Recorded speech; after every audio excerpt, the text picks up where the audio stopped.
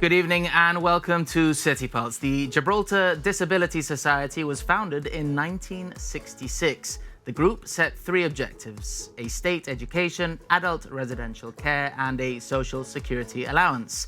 60 years later, huge progress has been made, but the growing number of people with disabilities is of great concern to the group. So what more must be done?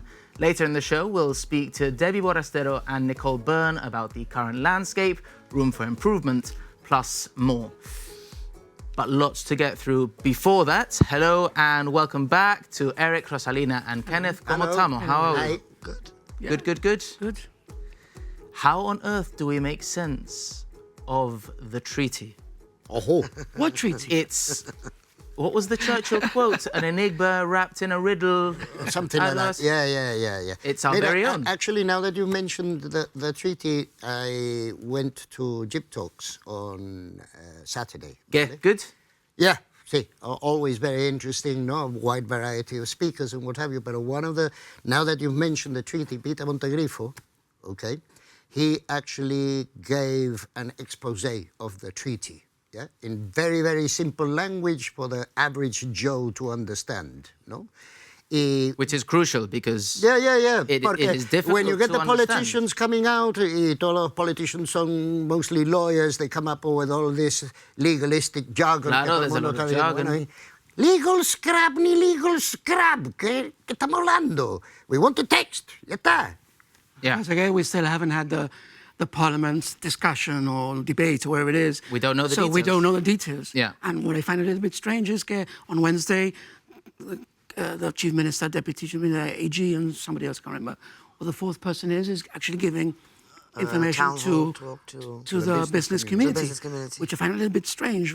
I think it should have been the other way around. No, I think the community As should in learn right. through Parliament what's going on, and then obviously, by all means, you give the more technical stuff to the stakeholders, no? But right now, tú sabes algo del treaty, porque yo no sé.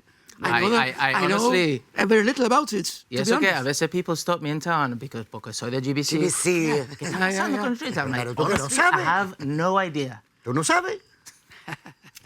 I wish I was the beacon of knowledge. I think they're keeping something from you. I'm the beacon of question marks right now. Actually, ahora que ha dicho the treaty, what I find odd, if anything, is that we usually get to find out most things because of a leak in the Spanish press or whatever, ¿vale?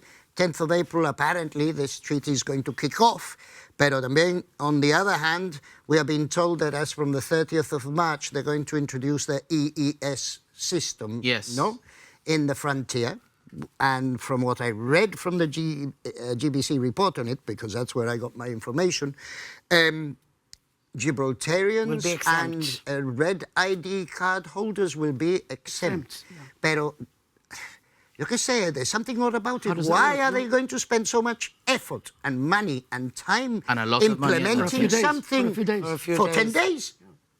No me cuadra a mí esto. Yeah. If you haven't been following today's local news, as Kenneth has just alluded to, the Spanish Ministry of the Interior has not wanted to give a concrete date for the introduction of the European Union's new entry-exit system at the Gibraltar frontier. And in answer to GBC questions, it's confirmed that the frontier between Gibraltar and La Línea will be the last frontier where the EES will be rolled out, pending the EU-UK treaty. These were prompted by a report in the Spanish press that Spain plans to activate the entry-exit system at the Gibraltar frontier, as Kenneth says, on the 30th of March. So it all just feels a little bit uncertain. Uncertain, yeah. Okay, conflicting messages there. Okay, I suppose the people who know. But for all of us, we don't know, we don't know. Sí. And that's the confusion here, and that's the uncertainty. Of course, a business cannot run their future plans without knowing, bueno, ¿qué va a pasar? Can I import? Can I export? ¿Me va a costar esto? ¿Me va a costar lo otro? Or whatever. No, all the ins and outs. Pero us, the community, the regular Joe and Jane... It might be that there's a need for the business community to know before, because there are things that they're going to have to start doing prior to the implementation. But then, rather than us who have... Entonces, it won't be that big a change for us. I don't know. Is the business community going to leak information to the rest of the community? No. I mean, what will happen is... I don't know what's going to happen, but what I imagine is going to happen is that the brief that is going to be given to the business community is on how it will affect them in the business. Any changes in the business. Not affects if you have to have an ID card or not an ID card. That I think it's not part of that talk. I don't know. Selena has got a point there, no? Because if you are a businessman, and I am not a businessman, I don't think any of us are, I suppose you need to have certain knowledge well in advance to be able to plan ahead. No, but the 30th of March is a few weeks from now. No, but they've got something like a 3-month grace period. Yo creo que te va a ser like a need to know basis. Pero 3 months pasa así. Sí, está bien. Sí, but you have to start somewhere, no? Yeah. I mean... I think we all went to the polls and we voted in a government and an opposition. Entonces, we have to get the information from Parliament. Sí. First hand from Parliament. Yep. Y después, by all means, and I everybody else. Does it feel a little... Sorry, Rosalina. Yeah. What I think that I think that's one thing that we shouldn't do is start listening to the Spanish press. No, eso seguro. Porque we will know what's going to come out of there, Por ¿no? eso digo. Y ya cuando salga ya en Parliament... It was Europa Sur who published the new date of the 30th of March. The Ministry of the Interior has not confirmed it. So what you don't have to listen to, with all due respect, is all the experts in the social University media of Facebook. ¿Vale? Que todos saben. I mean, they even know more than Y mañana son lawyers y arquitectos. But what is really fun in social media, if you go into it and you look at it a lot, and I've been doing so for the last few days, each time looking, this treaty, this will be sold, we're sold to the Spaniards, treaty una mierda, you know, all this language. Right? But it's the same ones that then say, it's a really bad treaty. Pero si está diciendo que they're not giving you information, how do you know it's bad? Exactly. How do you know? It's una porquería. the worst thing that you can do, I think, is follow these keyboard warriors. ¿vale? Or if you follow some of them who, quite frankly, in my opinion, need to get a life. They need to get a life. My take is, and this is a much broader problem, that given how relentless news is on our phones and how extreme some news is, but given the frequency of it, we've almost become numb to it. We just sort of scroll past it. And now I feel like this is a historic moment here in Gibraltar. Totally. And we're just sleepwalking into it a little ¿Tú sabes lo que pasa, Robin? Es que it's like when you used to read a newspaper, no? And people would read the headline, ¿vale? Y ya está. Y ya está. They wouldn't read the rest of the article. So their opinions were formed mostly by some kind of sensationalist headline. What you call today clickbaits. Clickbaits. Yeah. But I still think that we're owed I to think know. it's I'm sure it will no? come. No, It's but imminent, I understand your point, We have but to know. I'm sure It's it will important come. for all of us Yeah. to know. From the source. Maybe not from there the were really Spanish strong government or reasons the British why, government. no, it's been... Our source. Sí, bueno, sí, yeah. Pero ya it's imminent, ya. The Chief Minister said, you know, these things are difficult and complicated, negotiation and of that so kind, they take time. miedo. You know, so I'm willing to give him the benefit of the doubt there. But you mentioned business earlier. The government met the GFSB last week regarding this 15% sales tax. This is a Transaction tax. transaction tax. So this is a big one. Yep. This is a big one, No, particularly for UK products or products that come through the UK. You know, there's a hurdle or two or three or four. I've been led to believe that products from the UK are going to be possibly more expensive or more difficult to acquire. Yes. Because remember that the UK is not in the EU any longer. ¿Vale? So they are subject to some kind of import duty, I think it is, upon entering the EU. ¿Vale?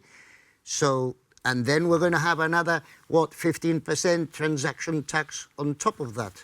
Con que I would imagine that British products, remember that foodstuffs don't pay, eh? ¿Vale? Foodstuffs apparently don't pay. Pero medical supplies tampoco. Sí, pero clothing y cosas así. I can imagine that, for example, things like clothes that come from the UK, Marks and Spencer's, y el otro Matalan y toda esa cosa, those things will probably be more expensive. Well, we don't know. we will see. That's the fact. Yeah, we don't know. Bueno, esperaremos hasta el miércoles a ver lo que What about, dicen. and this was co-producer of the show, Dan, who suggested this. I thought it was a good point. Are we soon to be switching from 3 to 2-pin plugs? Or do we stay 3-pin? No, because some things are sacred. Sí. Some things are sacred, por favor. Que no falte el 3-pin Ahí plug. está. por favor, Yeah. There's always an adapter. No te preocupes. I know. The ones who take on holiday. Pero eso es lo que es, un adaptation process. If we go down the route of going from a 3-pin to a 2-pin, para ser más British, we're going to start driving on the left. ¿Vale? You change the time zone. Ahí está. change Y the vamos time. Es allí. verdad, now we're back. And change the time. Es verdad, it's true. And that the sun sets at 2 p.m. también. Bueno, lately. Eso no interesa. No está muy equivocado. Not far off. And as far as the weather is concerned, it can't get more British. Well, no, speaking of the weather, I was in UK recently, and I mean, it was roles reversed. It was actually quite mild in the UK, and what I'd left behind was Storm Kristin, or at least some of Storm Yeah. Kristin. Un vientazo. Ya ves. It's been Heavy. Well, it's been, Heavy, it's been heavy, bad, heavy. eh? Yeah. And prolonged in time. What was it, last No, sort of like, Tuesday, un día no, Tuesday, Wednesday? I know, I forgot it, they've all merged Sí, into sí, one big pero blur. creo que era Wednesday, porque I meet up with a couple of my was friends for coffee on a Wednesday, and as soon as I get up, el vientazo casi el agua que estaba cayendo, I got this message on WhatsApp. Hoy paso del cafelito. Paso del cafelito. ¿Ya ves? See, Wednesday was Yo, exceptionally bad. I did some photography, sports photography for my grandchildren, where they play in football, no? Y llevo ya since probably November, December, and all the photos, I would look back at the albums, no, que I post, and they're all wet, they're all and under the rain. He cogido mojar after mojar, after mojar, after mojar, after mojar. Seriously, it's been terrible. I can't remember the last time que I was soaked so many times. It's commitment to your cause that you're doing it now. Total commitment, Nonetheless. 100%. Mira que I mean, we've had plenty of weather advisories, you know, time and time again, but and there were sort of conflicting messages regarding kids going to school. No, I think there was a bit of confusion here because look, as we can see from some of the shots, this was last week and Wednesday and Thursday last week, and so yes, wet, but also gale force winds, and That's the problem. That's the problem. Now The winds. it's a safety concern. I mean, I don't know if the video I saw was AI or not, but I saw some chairs flying out of windows. No, and yo no creo que era balconies, stuff like ella. that. Eso. Y una mesa. That's really dangerous. You know That what I I'm mean? pretty sure. I mean, look, I've don't been know. fooled by AI before, but that flying chair, I'm pretty sure was No, so that, was just I. Bueno, había uno con Johnny Walker on it, con que Said AI. Sí, pero ese... no, it's I thought if anyone would be capable of it, maybe Johnny with a En la great Johnny caleta hacía más Walker. viento, en la caleta hacía más viento and he flew over the No, top. but I didn't take him away. I can vouch for Pero, Silver. ¿verdad que I it's saw him dangerous? before. It's really, really dangerous. No, mira, the whole issue of that, like we were talking before, no, if the government ought, issues a weather warning, no, a severe weather warning. Don't travel unless absolutely Look, necessary. necessary. So and that, then- I think that was the key That's point. the there. point. Yeah. Advising people what to do with their children in terms of schooling. Is taking no? 4 or 5 year I old mean, child in to our- school in our absolutely days- necessary? necessary. That was the question. Exactly. You know, It's as if they say, no, my problem, you decide. I think if they're in their GCSEs or A levels, yes, but Pero at Rosalina, 4, you know. in our days, there were no severe weather Precisely. warnings, Precisely. ¿vale? Y si estaba lloviendo, hacía viento, whatever, And as a far- la escuela, niños. As far as I remember, Había the school was Había never internet. closed. Never closed. Había internet. Never closed. And you never had Ni sort of gale, ni... water ingress. Y there was- claro, What? What? I used to What? go with your Wellingtons school? to school. In the old Bishop Fitzgerald, there was the old one, que St. estoy Giles. hablando, the Potter cabins that used to be there, yeah, New Camp. When we went there, ahí una vez, the water was coming down in sheets along the walls. Y todavía estábamos ahí. Y, they do what they call a wet play, no? Wow. It's literally a wet play. Literally. Sí, sí, sí. Speaking of which, Yeah. this is footage from Devil's Tower Road this morning. It was thankfully all over quite quickly, and we know Devil's Tower Road is somewhat of a wind tunnel. Yeah, and it's getting worse. Thanking Lisanne Figueras for this footage. Look at that. Wow. That is not AI, I can tell you. So pretty extreme stuff. And so on the kids going to school or not, the news is great for kids, but a nightmare for parents who suddenly have to. Nah. It's a Consider- nightmare para los abuelos. True. Pobrecito. Very que- true. Sí, Very true. hombre. Very true. Very true, yes. I can vouch for that. Very true. Tú I puedes can vouch venir- for that. Yeah. Yeah, true. The parents will go to work. It's Sí, pero us mira, retired in grandparents. the UK, cae una nevada grande, it's snow all over the place, So we've had- and the yeah. schools close as well, Yeah, and everybody's yeah. having a nice time. citypulse@gbc.gi if you would like to have your say on this topic or any of the others. Just on that, Eric, Steve says, when I was a child in Yorkshire, I mean, you know the rest. But I used to walk 7 miles to school in 7-foot snowdrifts in short pants. And when I arrived, we had no heating in the school. We just got on with it. Rick says it's astonishing, though hardly surprising, how unprepared some school administrations appear to be. Compiling a comprehensive incident contingency management plan that covers nearly every possible event, whether on or off campus, really should not be that difficult. Yes? Yes? You're still thinking about the poor grandparents, no? Yep. It was extreme. I was about to say, thankfully, it's all over, but we've got round 2 as from tomorrow, no? Apparently so, yes. Apparently so. At Wednesday, 6. no, tomorrow, Wednesday. 6 o'clock tomorrow. So it until should not be a Thursday. problem for the schools. Porque es que the thing is that we are now, this one is called Storm Leonard, no? Leonard, sí. Leonard. This is going to be the 12th one we've had this winter, ¿vale? Porque son alphabetical, A, B, C, D, E, yeah? L. Come up with more ominous names, though, no? For some of these. ¿Quiere que le llamen? With an L. Beelzebub. Sí. Storm Beelzebub. Lucifer. Yes. Beelzebub. Yes. Storm Yes. Lucifer. Get yourself in the metal. This week, this week we had Lucifer 1, 2, 3, and 4. Oh, hey. Por lo menos. Storm Sí. Leonard, no, es que no pega. I'm not scared. ¿Cuál era I'm el not otro? scared of you. Escucha, And what was the at last- least the other one is that Christine? Storm Kristin. Christine. this year it's Storm boys' Keith, names. yes. Si no sería Lucy It o algo alternates, así. sí. O Lulu. Sí. O Lolita. Storm Lolita. Bueno, we should collectively brace ourselves for round 2. It's coming. And speaking of the weather, time to fly the nest. Now we're off to America this week, and it's not often Tennessee experiences snow and ice.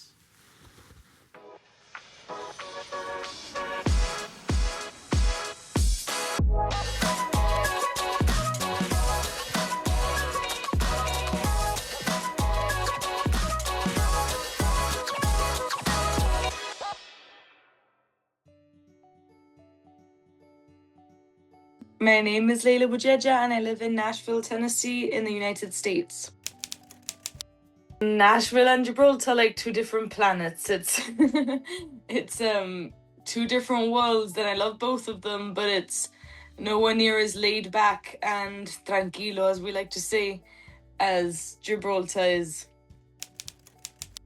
I miss the most from Gib, obviously, apart from my family and my friends, is probably the food and the beach. It's snacks. There are more snacks I can't find just because, like, most of the ingredients to make Gibraltarian food you can find here. It's just knowing how to make it well, no? But snacks that I miss the most when I'm here are probably the crisp flavors, like prawn cocktail, or like the Cheetos that we get and stuff. The weather's been crazy recently. Usually Tennessee, you see like all 4 seasons in one day. But for the last few days, we've been in the biggest snow and ice storm that Nashville has ever seen. But they say that every time there's a snow and ice storm. So I don't know. But this time it did feel like a lot more severe. Oh no, unfortunately, some people passed away. I think like 6 people passed away, which is really sad. And I was lucky to not have lost power. Simon Dumas, who also lives in Nashville, also didn't lose power. But most houses in Nashville lost power. I think it was 92% of Nashville lost power on Saturday and Sunday. And a lot of people didn't have heating for 24 hours. And if you didn't prepare for food that you can't cook without heating, without electricity, also you weren't able to eat anything. tea. Every once in a while, me and Simon and his wife meet up for dinner, or usually we go over to each other's houses. And we actually met up the night before the storm, and I was telling them, like, make sure you have bread, make sure you have a lot of stuff. And they're like, no, we're okay. We went shopping 2 weeks ago. I'm like, we need to go before the storm comes. Right now, we don't have anything going on, but it could happen later on. Who knows? Okay, there's no exclusive to have. Work is going good. I'm a full-time musician, which is really fun, and I love that a lot. But obviously right now with this crazy weather, haven't been able to play, which means no making money, which is not very good. I mean, usually it's good. January is always like an annoying month because a lot of people are done spending money at Christmas, less tourists, so like less people in the bars, no? But usually it's really good. Like music starts at 10 a.m. and finishes at 2 a.m. So it's like there's always chances to play music. So it's really fun. Because it's music, well, Nashville is Music City, USA. It's like where all the music is made, and well, not all the music, but it's where a lot of musicians like live, and like it's where most of the record labels are, most of the publishing companies are, for at least country music and those kinds of genres. It's heavy random. When I was young, I would listen to Taylor Swift all the time when she was like country. And then from listening to her, I found other artists that were country and I liked it. So I stuck with it. It changes all the time, but one of my favorites is Miranda Lambert and Chris Stapleton. I mean, in Jib, most of the time now, I think people welcome it. When I was younger, obviously the shalaudas of when you're in West Side, that it's weird, blah, blah, blah. But like, I feel like for Janitos most of the time, if a Jani has like a drink in their hand and there's movement in the song, they dance along, you know what I mean? So, Bay, obviously. Immediately when I think of I want to be in Jib, I really mean I want to be in Caleta on my balcony. Most of the time when people in Nashville ask me where I'm from and I say Gibraltar, it's like they either have never heard of it, or someone like every couple of weeks I meet someone with a random story of like, oh, I got married in Gibraltar, or like I used to live in Gibraltar, or my sister used to live in Gibraltar, or like I've been, and I'm always like taken back because I'm like, this is so random, like we're in a bar in Nashville and you're telling me you've been to Gibraltar.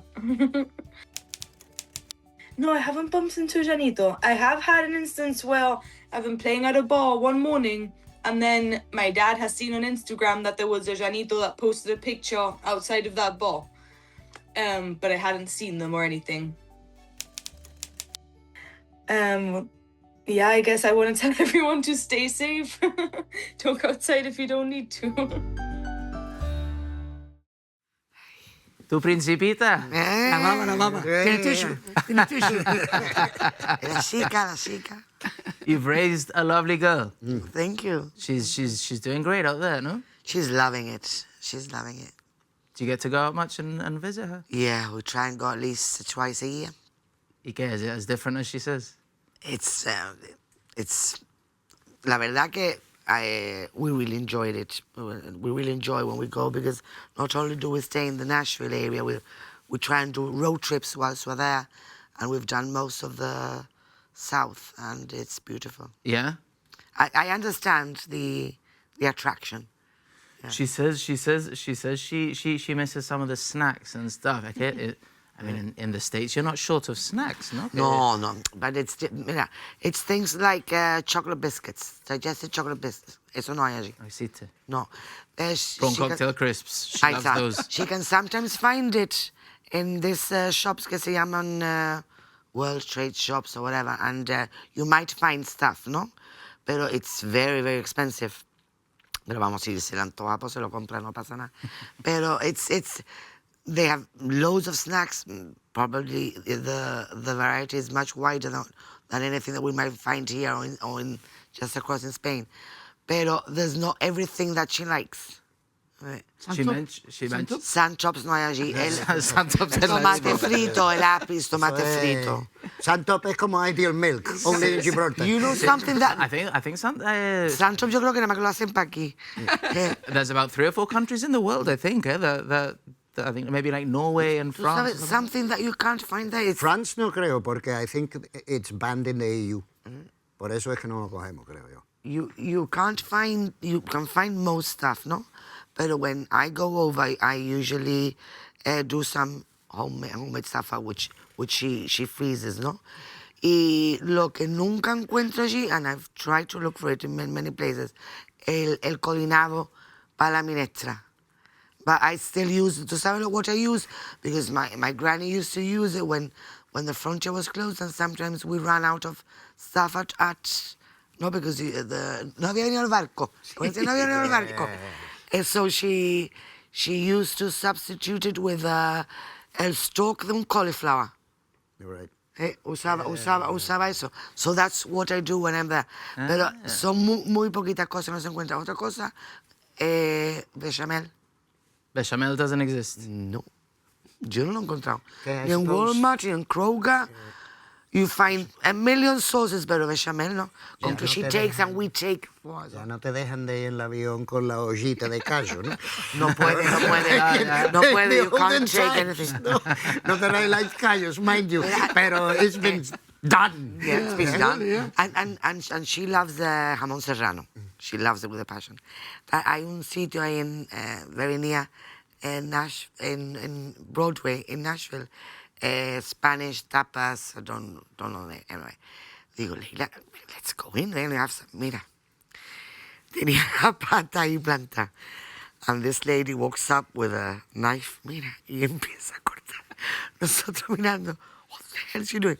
Mira, una rebana así de gorda. Leila to Un steak. And it was good quality, pero estaba tan mal cortado que no se decimos como. Pero sí, pero vamos. Okay, on that we're spoiled here in this Sí, part of the I know. world for that. But I suppose the $1 million question is, will we have suntops post-treaty? Chief Minister, we're looking at you. This is the most important question. Eso es lo que a ti te pasa. Big hello to Ivana, who's been in touch. She says, when I was first year in comprehensive, it was the old St. Mary's School by Town Range, and it rained so much once that it was flooded about half a meter. The fire brigade had to come and evacuate us all en brazos. So very, very, very... No ve como Ivana's no es parents solo. would have just been like, pa' fuera, go. Ah, la escuela. O sea, le daban flipa y un snorkel. Vete para la escuela. Honestly, I don't ever remember the school being shut. No. I mean, in my career, bueno, as a child, I can never remember the school being closed. And in the 34 years that I... espérate. Te voy a contar algo. I just remember in the 34 years that I was teaching, we didn't even stop school when there was a possibility of a terrorist event. The famous one. The Education famous never one. stops. The famous Vale? Que if that bomb had gone off, somebody else would be sitting here today. Wow. ¿Vale? Sí, claro, porque ustedes estaban Al lado. Ahí mismo. Y a mí me tocaba playground duty encima. ¿Yeah? Con que we didn't even stop school for that in those days. I don't know where. Facebook would be alive. Speaking of never stopping, it's the end of an era. Just before we do cut to the break, John Shepherd and Mac, and I just wanted to mention John very quickly and just shine the spotlight on an absolute legend. Absolutely, total utter legend. 20 years of dedication to local sports. Lovely that he followed in his dad's footsteps as well. Yep, lovely gentleman. I remember seeing John Senior one night in Victoria Stadium taking photographs, and he was sitting on the. I was at. So listening to this. That was his signature sign-off. Bye for now, which was kind of like just a lovely moment to put a full stop on a great career. You would have come across him plenty, and I've bumped into him many times in the stadium. But I remember his dad, John Senior. We used to be down at the bottom, not taking photographs and trying to be as professional as we could. And John was sitting on the stands and looking down at us and says, "Okay, have we got any pictures?" I said, yeah. He said, "Look, I only need one, and I already have one." And then you'd see in the following day in the Chronicle, you open it, And it was this fantastic photo where we would all die for, you know what I mean? The guy was really, really good. Yeah, John, I've bumped into him many, many, many occasions. Yeah. I mean, So, John, from all of us to you, I know you won't be watching because it's EastEnders now, so you'll be watching EastEnders instead. But it's been an honour and a privilege working alongside I think you. what's been remarkable as well, apart from John, is the story behind his recovery and all the things he's done. So I admire him. Perseverance, no. Perseverance is the word, absolutely, yeah. Okay, time for a quick break. When we return, we'll discuss 60 years of the Gibraltar Disability Society. Stay with us.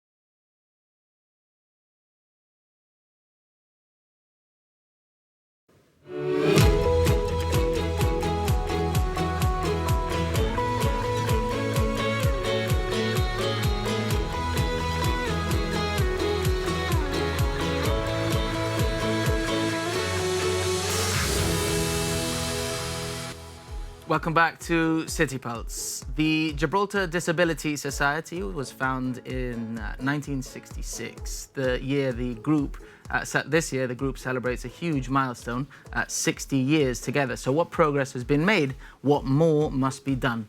Hello and welcome to Debbie Borastero and Nicole Byrne. ¿Cómo estamos? Hi. Thanks for coming. Thank you. How do you sort of sum up, if possibly, briefly, 60 years? Start with you, Debs. Well, basically, I think 60 years ago, there was absolutely nothing at all. So you can sum it up by looking at the services that we had now. I mean, I think one of the most major milestones was St Martin's School. And that came about because the parents of disabled children decided to raise money, because in those days, children didn't have education at all. Anyone with a disability didn't have education. So the parents started fundraising, and then, was it Minister Featherstone? yeah. I believe when he came into Parliament, he had a child with a disability and he offered to match what the parents raised. And in 1974, that's when St Martin's was built. So, Right, interesting. And so going right back to the start, we asked Wilfred Lavagna, who's one of the co-founding members of the society, if he'd like to say a few words. He preferred not to, which is fair enough. What can you tell us about Wilfred? Well, he was one of the parents, obviously, that fought very hard for the rights and for their children to be, heard and seen, and like they're alive and they're here with us, and they need rights, and they deserve to have the rights. So yeah, it was him and Mr. and Mrs. Rova, Dr. Anestimosi. So he was like the founding person, shall we say, the person that got everybody together, and amongst Erika Lul, Elio Victor, who used to work in the youth. So people like that got together and decided to, enough's enough. We need to show that we're here, and we need rights. Like And then in the timeline of the society, Debbie, as you say, mid-70s, St Martin's School is established. That just a I mean, massive, also massive moment. in the very beginning, people also had to buy their own equipment. So if your child Really? needed a wheelchair, you had to find the money to buy that wheelchair. But that was still about 1980 something. Yeah. Yeah, So, it's those kind of changes that that from 1966 to now, now the GHA provide quite a lot of equipment, not all equipment, but quite a lot of equipment. You then got Dr. Rowdy Home was built along with St Bernadette's. We have the respite service, we have the disability benefit. In the very beginning, it was the society that ran the Blue Badge parking scheme. And then I believe when it became the European badge, that was then taken over by government. I mean, basically, like I say, everything that you see today, disability services, disability benefits, have all started from 1966 when parents wanted to make a change. Generally, when it comes to services and stuff, quite often it seems as though we sort of model ourselves on what's happening in the UK. Is it a case, or was it a case of Gibraltar sort of playing catch up in that sense? Yes, I think so. All the for time. sure. All the time. I mean, We're still playing catch up. No, We're still there. I didn't want to say it. No, I mean, so I have to disagree a little bit there because I think we find that although it's not perfect, the paediatric services and those kind of services, we do actually get a little bit more than you do in UK. But we are catching up. We are playing catch up on a lot of other, other issues. The biggest place we have to catch up is on legislation. Yeah. And I don't know what government is doing they've had a piece of legislation that affects all of us. Yeah. And affects people who are not disabled today but might get disabled or with old age. You could be disabled as well. And they've been sitting on this piece of legislation for the last 8 years. Well, it's waiting. It's a section of it because that's another thing we have to 13 and give. 14? Yeah, well, it's another thing we have to give credit to. So just break that down and just. Well, Agnes Valerino, our predecessor, actually fought to have specific legislation for disability. So we've now got the Disability Act 2017. However, as Eric is saying, there's still two sections of that haven't been enacted, legislation that have still not been put through Parliament, which is what everybody's calling for. I mean, the Act itself needs to be done in full. Yeah. You can't just leave part of it out because it's not convenient or you're not ready. Well, you've had plenty of time. The thing is that it's not just when your viewers hear this and they don't know exactly what's going on, then you can say, well, no, two pieces of legislation, but these two pieces of legislation is not just about a ramp or a lift or a door. It's about how society views people with disabilities. It's how government views people with disabilities. It's the way forward. The education, no? It's the way forward. And without this, and they've had 8 years sitting in a locker somewhere, the legislation was drafted 8 years ago. And is the feeling that it's just been put on the shelf? It was put on the shelf. Maybe you guys know a bit more on this because obviously you must have had an input. At the time, Eric, that's what I was going to ask. And I think Rosalina is... And for the sake of the viewer, as ignorant people like basically, ourselves... it's about everybody has the right to access to public buildings, to schooling, to everything. Yeah. That is the section in a nutshell, ¿vale? But it's not about that.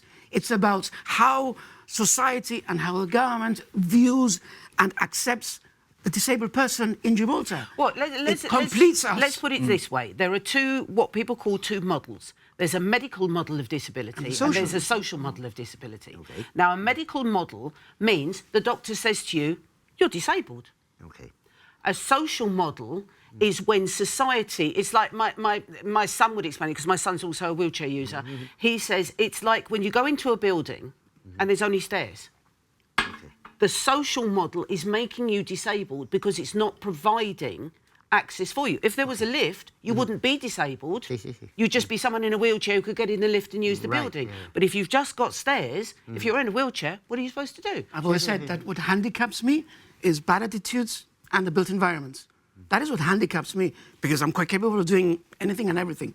But when I can't go into a restaurant, when I can't go into a bar, when I can't go into iba a decir una peluquería, pero yes, no, and I say it because a new barber shop has just recently been opened in Varubeg, ¿vale? And unfortunately, it's not accessible. ¿Vale? It's not accessible. And new bars, and I do go to bars, a new bar has opened in Irish Town, y no puedo entrar, porque the step is high. No, why do you think it's not happening? Why is it being held back? Maybe they know more because why they do were you know? there when... I don't think we know about- more than you. I think it's more because obviously it will entail a lot of work to be accessible No, no, maybe but that's you're maybe talking that's. about, I'm you're trying. talking I'm about trying. changing I'm trying to, buildings that have been pero it's established changed, yeah. for a long time. Yeah, when Or government I think it can be changing done. buildings Okay. that don't I necessarily have am the like space. with you.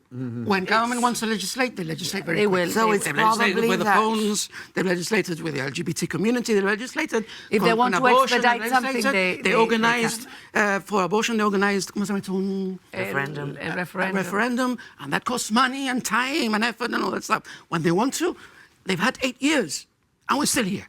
So We're still talking about this. So the issue is, if I understand this, the legislation perhaps is not going through because of the fear that will have an impact. of retrospection, if you see what I mean. We don't know. We don't know. That's No, the no, point. no, We No, don't know. no, I We understand. don't I know. understand where you're coming from. We don't know. See, because if you obviously have, there is I a have lot a of work. business. Yeah. I have a business, and all Yeah. of a sudden, this legislation Comes comes through. round, and they say you have to do this, and you have to do that, and you have to do the other one, and you think to yourself, I might as well close a business because I can't afford it. But It now depends you're on the talking... cost of what you're yeah, talking yeah, about, having to make Kenneth, a, but now you're talking like the viewers who have absolutely no idea what to be a disabled person or the parent of a disabled person means, ¿vale?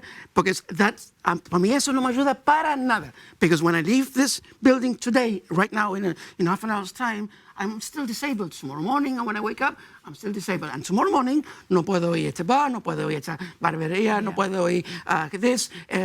Last year, I took photographs. I took the time to take photographs down Main Street, ¿vale? To see all the establishments that were not accessible. And I called it the Hall of Shame because, to be honest, you probably haven't, your viewers, you guys have not realized, obviously you guys do. It's something that we take for granted. And it is incredible. It's incredible the places I can't go. There's a big store in Gibraltar, which I'm not going to mention, but if I want to go to the men's department, I've got to go up a hill, through the back, go into where they have all the stuff, the boxes and all that stuff, then go onto this. It's not a lift, it's a platform. Yeah. It's a platform. Hydraulic platform. ¿Vale? With no guardrails and other, to be able to go into the men's department store. Right? That is what I have to do, and that's what other people have to do. And this is That is not you in remembering the 20 80s. That is you today. No, it is today. No, it's yeah, tomorrow. that's what Shop is talking about. Yeah. There are a lot and of and things I, that need to be when I go, for example, I'm sorry guys, I know you want to talk about this, but it's all part of it. When I want to go out to a meal okay. and for a meal somewhere, I've got to be very careful because I can't find parking. I can't go in through the door. There are steps. I can't use the bathroom, which 90% of the restaurants and bars, I can't use the bathroom anyway, and so on and so on. Okay, that's what you, and I bring that back to you. What you just said. Yeah. A mí no me Basically, ayuda it's para that. nada. So, Sí, pero... No. I know que no No. te ayuda para nada, No. Eric. I know. No. But what I am It's no trying argument. to... what I am trying... No. It's not, it's Listen. not good. No, I'm not telling you, but I'm saying the argument What I'm is trying to flawed. see, what I'm trying to see, with all due respect, is you've just mentioned the fact that there is this section which is missing, yeah, and I am trying to ascertain find the reason por qué lo están dejando, ¿eh? why Ahí it está. is missing and what possible. I don't want to use the word excuses, but what possible reasons there may be. I have asked every single minister, except probably one, the sports minister, every single minister in Gibraltar, I've asked them. And I asked them, why and when? And they cannot tell me why, and they've never said the when. We're the I same. don't know, you Yeah, but probably have we're the same experience as we are we've the had. same Yeah. anyway. And I'm talking about we and Snag that we've had. Yeah. I we're the same. understand, like, older buildings, that doesn't make it right. Pero que no hayan tenido esos provisions, ¿no? Pero any new builds, But that's you part would of the expect que building eso regulation. Yeah. No, it's I mean, no, pero why- no, there is but why there is has it happened legislation that for new builds. See, but why has it happened at the new There was a shop that was open Eurocity, for example, at the bottom of Engineer Lane. accessibility there an issue. Before being a takeaway restaurant, Yeah. it was a clothes shop. And I So went was that in and there were before or steps to go after in, the- pretty the well. Part M? And the owners, the owner actually came out, talked to me, said, look, why haven't you done this? Because the government said that I cannot do this because of the incline, the gradient of the slope, But then sí. it turns into a restaurant.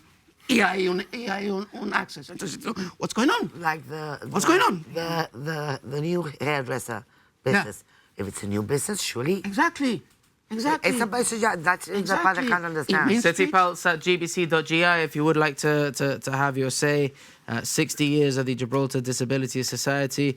Debbie, your son Benji was born with cerebral palsy. He's a wheelchair user.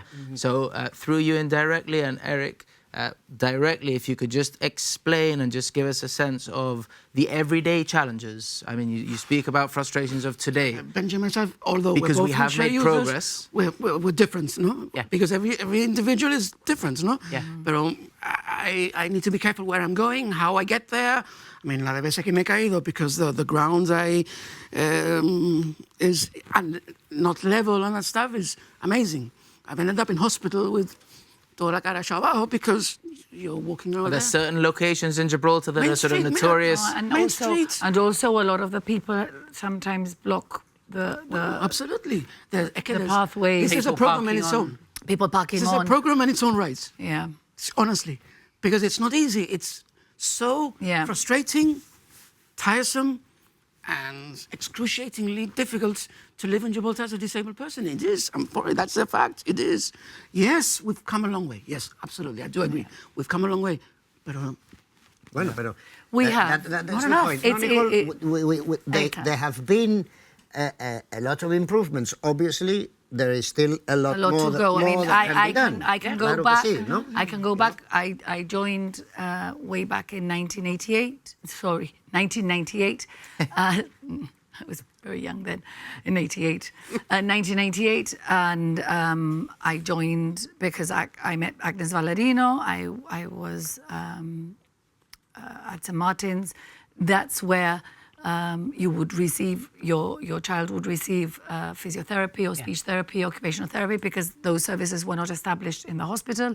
So you'd have to go there, and I met her there because obviously if any child needed any of those services, you'd have to go there. And she said, oh, hello. She introduced herself, and then she said, oh, look, we've got this conference coming about, and we need new people to help us. You're young, da da da da.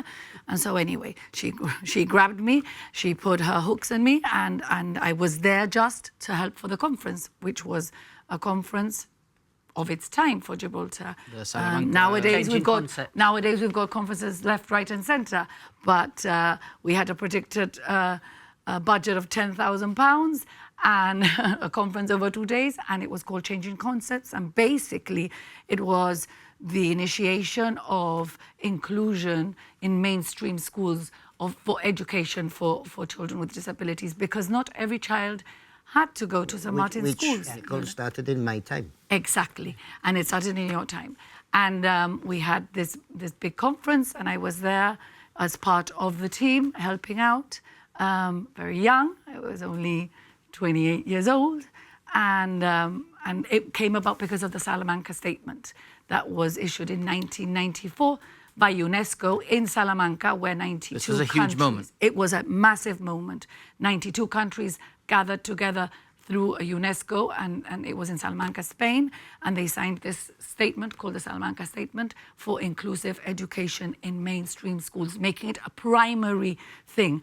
And obviously, we, as the Disability Society, I was not sort of fully part then, I was just roped in for the conference, believed that it should be... Tell us about borrowing Dad's photocopier.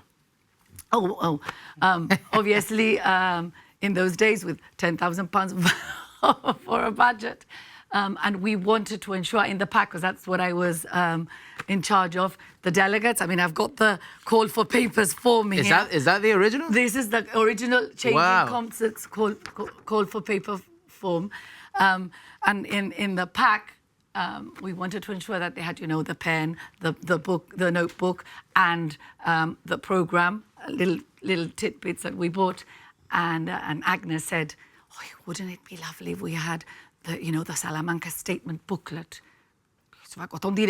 Nobody's got money for that, And so I borrowed my dad's photocopy. Borrowed it. We took it down to my sister Michelle. My family has been forever my supporters. My mum cooked. We had Wallace Viagas, who's a teacher in St. Joseph's, myself and my sister, and we had one Salamanca Statement booklet and we made 120 copies. Photocopy, free, donor free, el papel free, donated by my dad's business. Speaking of the early 90s, we're on a trip down memory lane. Ava, Nicole, if you remember this one. What? This is something new. It's not a dance. It's not a play. It's something different, but different with a meaning, with a purpose, which unfortunately still a lot of Gibraltarians are not aware that we do need a lot of help in this field of disability and of noticing people with disabilities. So was that was that the old Queen Cinema? Yes. Yeah, we remember that? And You were Eric, there, Eric. Eric was just reminiscing. I was there, yeah. You were there, were you? I think I was comparing. Yeah, you were. I was comparing, yeah. Oh my God. And I danced as well. See, I mean, comparing is one way of describing it. I've got another story. I don't know if you remember, Eric. For sure. Ole ahí, míralo. Eric, ahí está.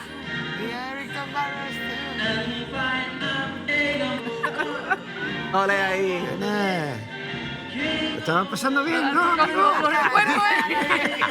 venga ya. Te cogimos. I'm not going to let this down. Mr. Robot. Tela. Oh my God. Has your wife seen that clip? Yeah, I think I was married then, yes. I love this. My God, memory lane. You win. It's a surprise. It's a surprise, yeah. Wow. Bueno. Pues tú quieres el Salamanca statement mejor que le de los divorce papers.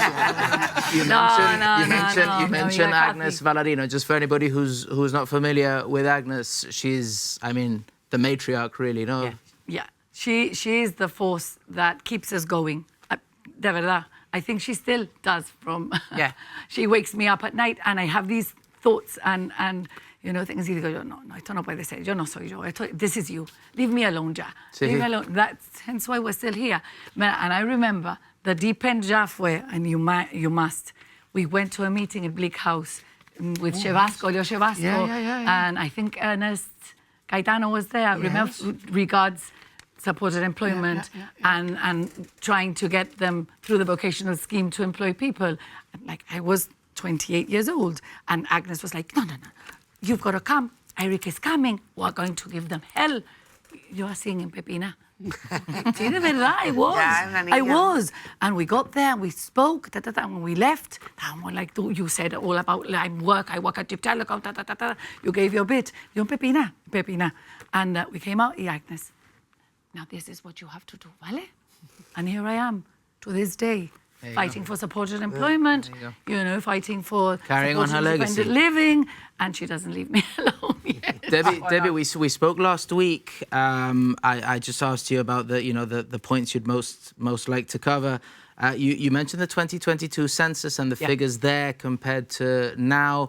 The growing number of people with disabilities. That's a concern for the group. Yeah, well, I had to write it all down because there were a lot of figures there.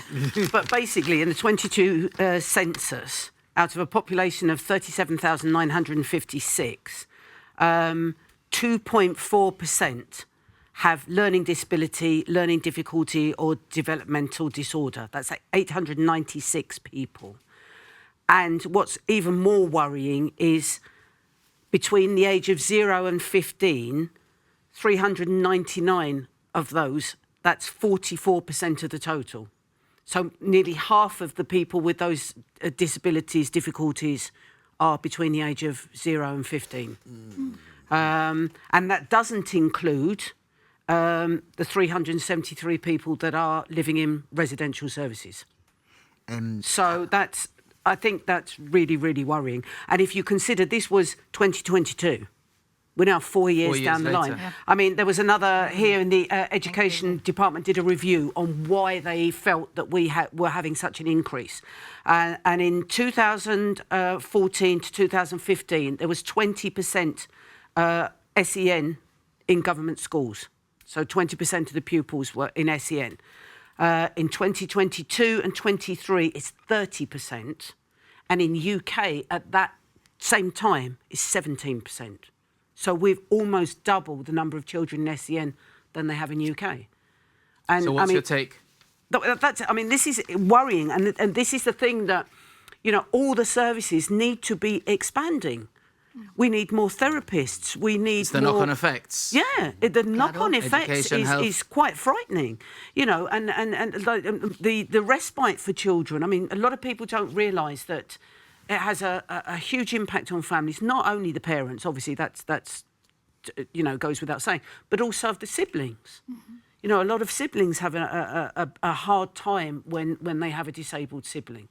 And I think one of the most important things that we have to mention as well is that we have a lot of services for those with more profound disabilities. So you've got St Martin's, they then go on to St Bernadette's. But what we have is a lot of children who are in mainstream SEN education who are leaving school and there's nothing, absolutely nothing for them whatsoever. And, and with the numbers increasing, it really is frightening. And it's like we've always said, there needs to be more future planning. I mean, government knows how many children are coming up from St Martin's, St Bernadette's this year and next year and the year after. We built a new St Martin's, which is already full. So we're having to maxing out? Build extensions or second schools or whatever you want to do. Why did we not do something with St Bernadette's at the same time? Because you knew where all those children were going to go. What communications does the society have with the government? Is it a fluid two-way street? Oh, well, I can't. Let's put it this way: we're apolitical, so we deal with whoever's in government, and I can't complain. I mean, the doors are open, and they're always willing to listen. Whether it pans out so what is required is another matter, and whether the finances are there is another matter. And I think that's a lot of that is the problem, is the amount of money that all these services and everything cost.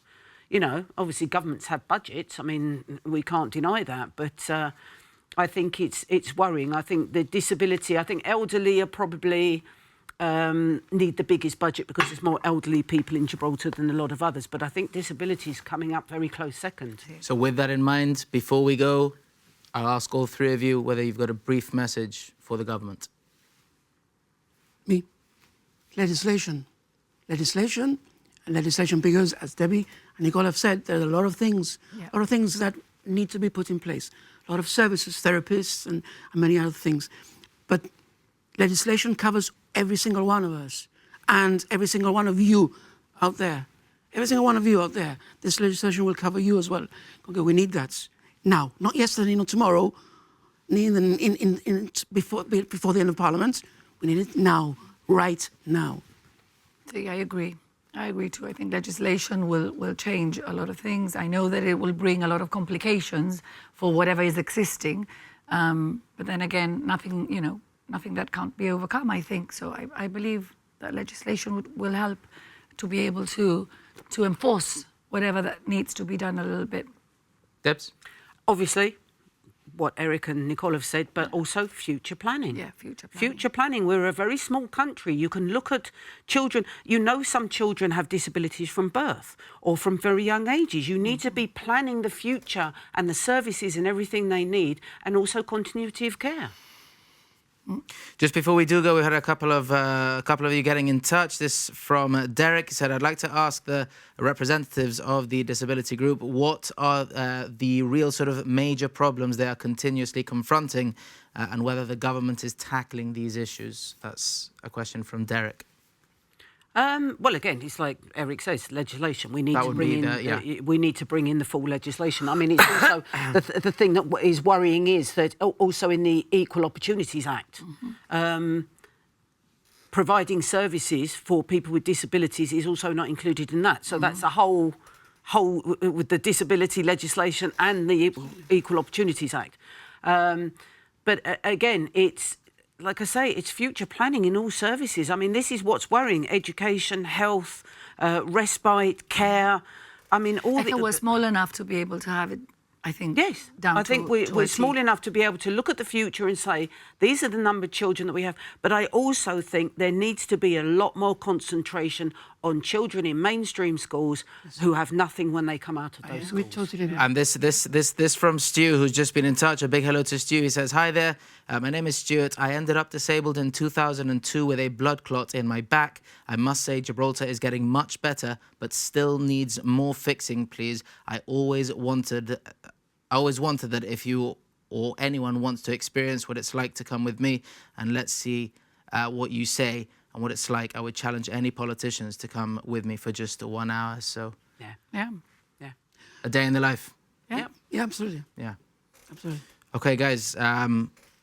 Genuinely, I wish we had more time, but it is of the essence, and it's past 10 o'clock, which means we've got to go. That's all we've got time for. A big thanks to my guests. Thank you at home for watching. Hasta la próxima, si Dios quiere. Good night.